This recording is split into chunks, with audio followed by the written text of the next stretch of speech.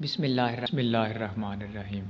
اپنی گزشتہ ویڈیو میں ہم نے آپ کو یہودیوں کے سب سے مقبول رابی امنون اسحاق کے خطرناک ایجنڈے سے آگاہ کیا تھا، اور اس کے علاوہ عالم یہودیت میں پائے جانے والے ایسے خفیہ ایجنڈے کے بارے میں بتایا تھا جو پچھلے 124 سالوں سے جاری ہے۔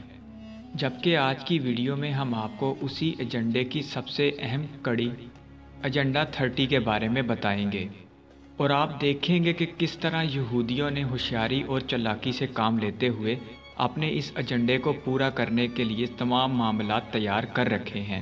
اس کے علاوہ مزید جانیے کہ صہیونی خفیہ طاقتوں کا نیو ورلڈ آرڈر آخر کیا ہے، اور اگر یہ خفیہ طاقتیں اپنا مقصد حاصل کرنے میں کامیاب ہو جاتی ہیں تو نیو ورلڈ آرڈر نافذ ہونے کے بعد کی دنیا کیسی ہوگی، اور سب سے بڑھ کر نیو ورلڈ آرڈر میں کون سی 22 شقیں شامل ہیں جو ہماری روزمرہ کی زندگی کا حصہ بن جائیں گی۔ تو آپ اس ویڈیو کو آخر تک ضرور دیکھیے گا، لیکن موضوع پر آنے سے پہلے آپ سے گزارش ہے کہ ہمارے اس دلچسپ معلوماتی چینل کو سبسکرائب کر لیں اور بیل آئیکن بھی پریس کر دیں۔ آپ کے ایک سبسکرائب سے ہماری بہت حوصلہ افزائی ہوتی ہے۔ السلام علیکم دوستو۔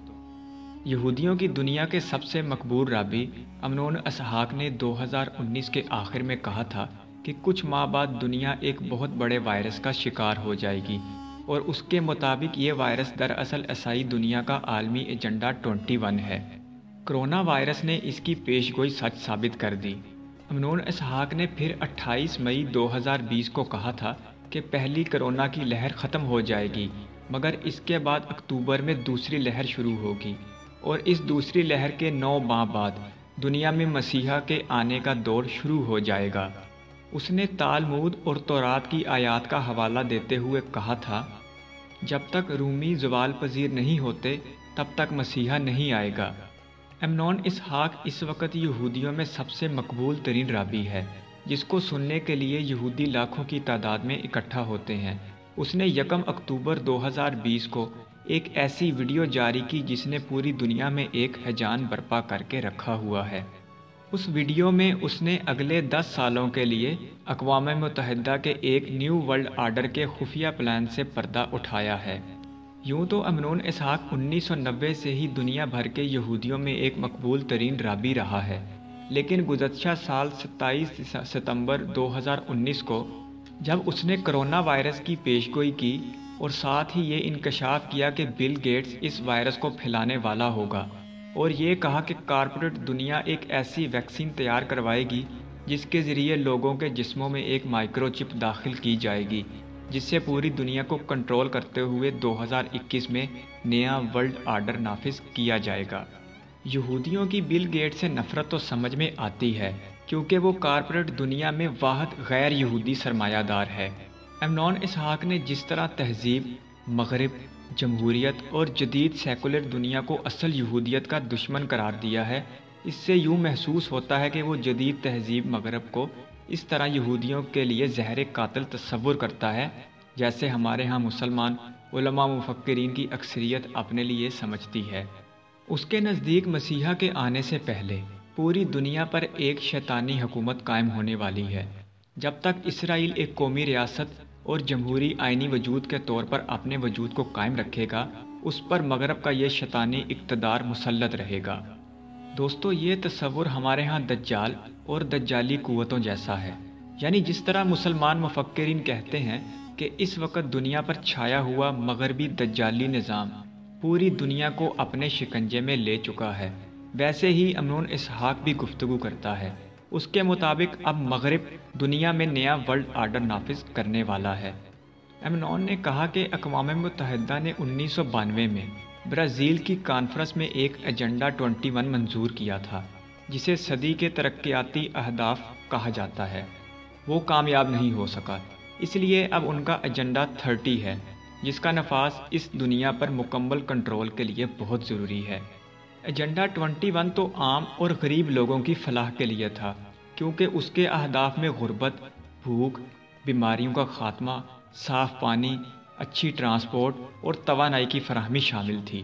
لیکن ایجنڈا 30 نیو ورلڈ آرڈر کے تحت جو اہداف ہیں وہ بہت ہی خوفناک ہیں، اور ان اہداف کے تحت پوری دنیا میں صرف ایک حکومت قائم کی جائے گی۔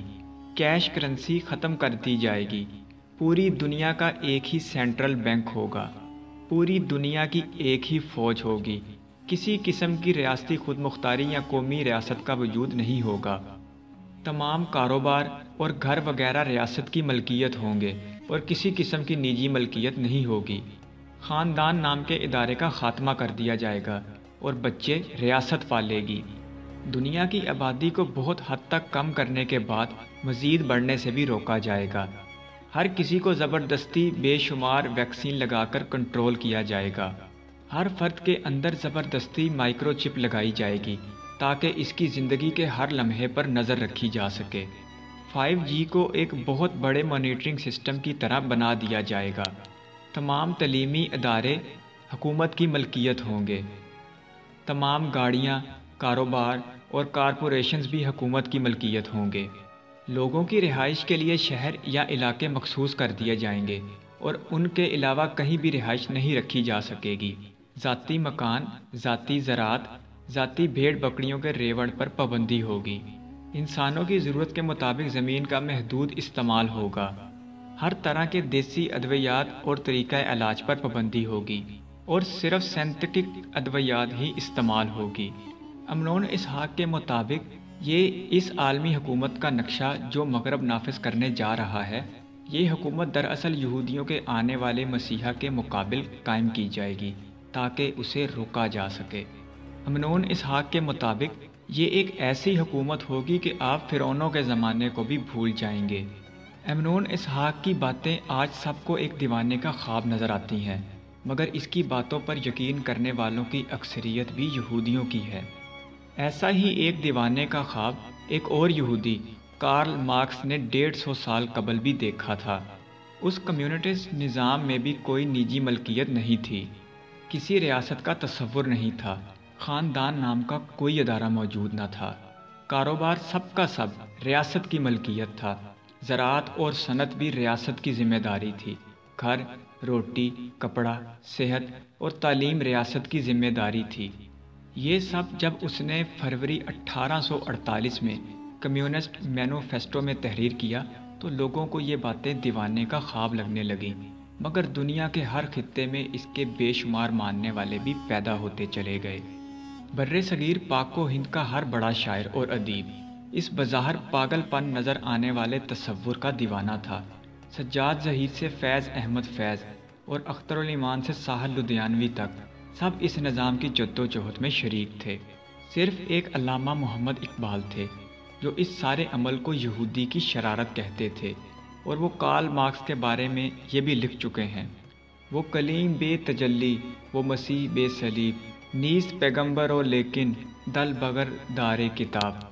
यानी वो एक ऐसा कलीम है जिसके पास कोहे तूर की तजल्ली नहीं है, ऐसा मसीहा है जिसके पास कोई सलीब नहीं है, वो पैगंबर नहीं है लेकिन बगल में किताब लिए फिरता है। लेकिन इंसानी तारीख को यह दीवाने का ख्वाब ठीक 70 साल बाद 1917 में नाफिज होकर हैरान कर गया। रूस में कम्युनिस्ट इनकलाब आया और फिर यही दीवाने का ख्वाब एक निज़ाम की सूरत 75 साल तक आधी दुनिया पर नाफिज रहा। इस दीवाने के ख्वाब को नाफिज करने के लिए लेनिन को मार्क्स से थोड़ी सी बगावत करते हुए रियासत की सूरत में एक प्रोलिटेरियट डिक्टेटरशिप कायम करना पड़ी। इसी पुराने रियासती तजर्बे की राख में से अब एक नई चिंगारी बरामद की जा रही है। इस दफ़ा भी इसकी जन्मभूमि यहूदी नस्ल ही है। अमनोन ने इस न्यू वर्ल्ड आर्डर को एक शैतानी हुक्मरानी का नाम दिया है।